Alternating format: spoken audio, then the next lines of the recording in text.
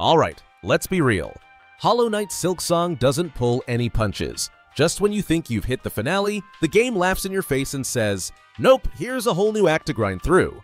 That's right, the adventure is split into 3 massive acts, each packed with unique bosses, quests, and story beats that keep the journey feeling fresh.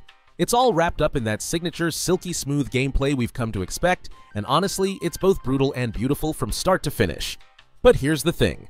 While all 3 acts have their shining moments, they also come with their fair share of bug-filled lows, and I don't just mean the enemies.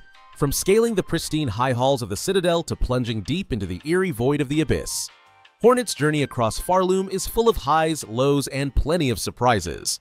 So today, we're breaking it all down and ranking each act to see which part of the adventure really steals the show. I'm quickly moving on to the video. Before we start, if you enjoy these types of list videos, don't forget to like the video and subscribe. Enjoy watching. Act 2 in Hollow Knight Silksong, the Citadel of Song really switches things up once you step inside for the first time. Suddenly, the world opens up into this massive, interconnected sprawl that feels like a maze of mechanical wonders. The Citadel is broken into several sub-regions, each with its own identity, and on the surface, they look absolutely gorgeous. But the more time you spend there, the more you start to notice that many of these areas blur together visually, making them feel a little too repetitive after a while. Now, when it comes to story and atmosphere, Act 2 is a bit of a mixed bag. Yes, there are some small lore nuggets scattered around, but the actual high points of this act feel surprisingly low. Even the so-called endings tied to the Citadel can feel underwhelming, almost like they are missing the big climactic punch you would expect. Instead of delivering that satisfying sense of conclusion, these moments come off more like an intermission than a finale, which can leave players scratching their heads and thinking, "Wait, is that it?" And here is the kicker. If you stop at Act 2 and treat those endings as the real deal, you are not seeing Silksong at its fullest. Team Cherry has hidden an entire act's worth of content behind the true ending, almost daring you to push forward and uncover more. It is both frustrating and kind of brilliant, because it means the real heart of the game lies beyond what looks like a conclusion. So, while Act 2 feels like a middling midpoint, it is actually more like a big tease for the even richer story waiting down the line.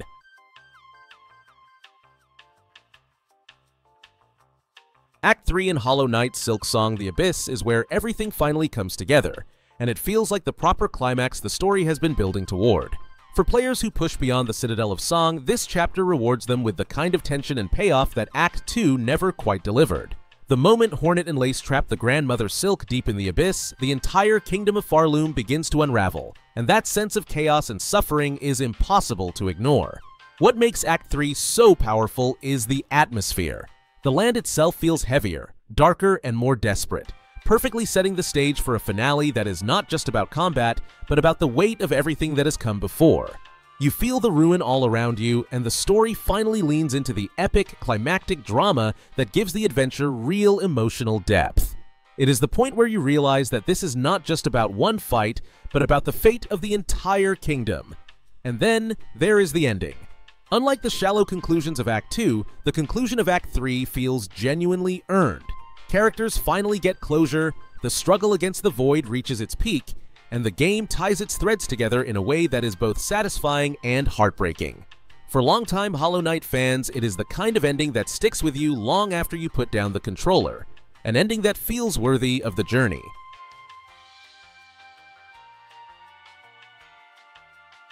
Act 1 of Hollow Knight Silksong, set in the mysterious land of Farloom, kicks things off with exactly the right mix of intrigue and wonder. Hornet finds herself transported here under strange circumstances, and her first instinct is to discover what this kingdom wants from her. With the Grand Citadel looming above as the ultimate destination, the journey upward becomes both a literal and symbolic climb. Along the way, players are introduced to strikingly designed characters and gorgeous environments that immediately set the tone for the adventure ahead. What makes Act 1 so memorable is not necessarily its complexity, but its sense of discovery. Every new path feels like uncharted territory, packed with details that pull you deeper into Farloom's lore. The simple goal of ascending through the kingdom works because it leaves room for that wide-eyed exploration, letting you savor the atmosphere without being weighed down by overly dramatic stakes too early. Even if the game had ended here, it would have felt like a complete, satisfying adventure on its own. But the real strength of Act 1 lies in how it sets the foundation for everything that follows. The characters, the lore drops, and the environments all plant seeds that grow throughout the rest of the game. By the time you finish this first act, you are not just invested in Hornet's journey, you are hooked on Farloom itself. It gives the later acts the momentum they need to shine, making Act 1 a perfect beginning to a grand journey. Act 1's gameplay in Hollow Knight. Silksong starts off in a way that might catch a lot of players off guard. Because Hornet begins the game with very limited abilities, the early bosses can feel downright punishing. You are thrown into battles where you have almost no tools to work with, and that can make your first impressions feel a little harsh. Instead of feeling empowering, these fights often turn into lessons in patience, forcing you to grind out each boss's attack pattern until you finally break through. On the flip side, the exploration in Act 1 is undeniably strong. Farloom opens up wide right from the beginning, and there are plenty of areas you can discover before you even make it to the Citadel. The problem is that this freedom can also backfire. Stumble into the wrong place too early, and you might get demolished by enemies that are way above your level of strength. Even the critical path is not always smooth, with sections like Sinner's Road delivering difficulty spikes that feel unfair rather than exciting. Even as you start unlocking new skills and powers, the sense of weakness lingers throughout the act. Hornet never quite feels like she grows enough to balance out the steep learning curve, leaving Act 1 with a gameplay loop that is as frustrating as it is engaging. It sets the stage well in terms of exploration and scope, but the rocky pacing and harsh difficulty make it a tough act to fully enjoy until you push past it into the later chapters. Act 3's gameplay in Hollow Knight Silksong really turns the heat up, but not always in the most satisfying way. Once the Abyss is unleashed, every Silk-controlled enemy suddenly gains void-powered attacks and inflated health bars. On paper, this makes sense. It is the final act after all. But in practice, it often feels like the game is artificially padding out the difficulty. With Hornet fully powered by this point, the challenge is certainly manageable, but the sheer annoyance of dealing with tougher versions of familiar enemies can make regular encounters feel more tedious than thrilling. On top of that, simply getting to Act 3 is a challenge in itself. To even access the Abyss, you need to complete a long-winded wish and several others along the way. It is a tall order for players who just want to experience the full story without grinding for 100% completion. That said, if you do make the effort, the reward is more than worth it. Act 3 introduces some of the most memorable and difficult bosses in the entire game, testing every skill you have honed since the very beginning. Thankfully, there are also some welcome quality-of-life additions that make surviving this act a little smoother. The ability to freely travel to the Bellways at any time is a massive improvement, cutting down on frustrating backtracking and letting you focus more on the action. Combined with the climactic boss fights, these changes ensure that while Act 3's difficulty may sometimes feel unnecessarily padded, it still delivers the kind of endgame experience fans will talk about long after the credits roll.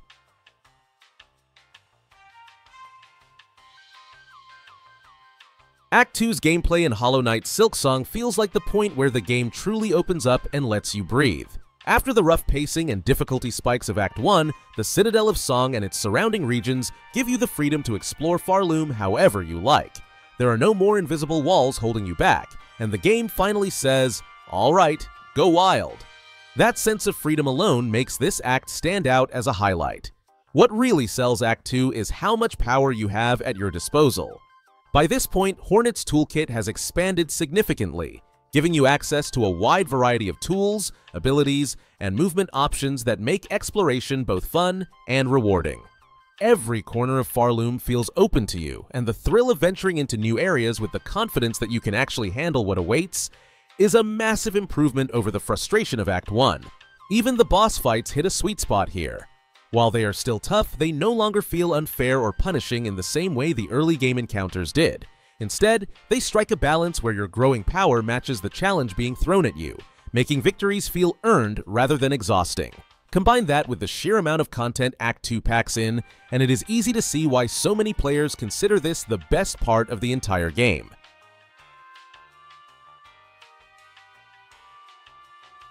Looking at the full picture of Hollow Knight Silksong, it is clear that each act delivers a very different kind of experience, and not all of them hit the same highs. Act 1 is the tough opening hurdle, where the combination of limited tools and brutal bosses can sour the early hours for new players. It does a fantastic job setting up the story and the world, but from a gameplay standpoint, it often feels like you are fighting against the game more than the enemies themselves. Act 2, on the other hand, is where the game really shines. With Hornet's expanded arsenal, freer exploration, and more balanced boss encounters, it becomes the point in the adventure where everything clicks. This act manages to strike that delicate balance between challenge and empowerment, giving players the freedom to explore Farloom however they like while still keeping the stakes high. It is not just the most fun act, it is the one that defines Silksong's identity as a whole. Then comes Act 3, which is both fascinating and frustrating. On the surface, it raises the stakes with void-powered enemies and climactic story beats, but compared to the sheer density of content in Acts 1 and 2, it can feel a little thin. The added difficulty sometimes comes across as artificial rather than genuinely engaging, though the dramatic finale and memorable bosses make it worth pushing through. In the end, Act 2 easily reigns supreme as the most complete and enjoyable part of the journey, with Act 1 laying the groundwork and Act 3 bringing things to a close, even if not as gracefully. The video ends here. See you in another video. Don't forget to subscribe.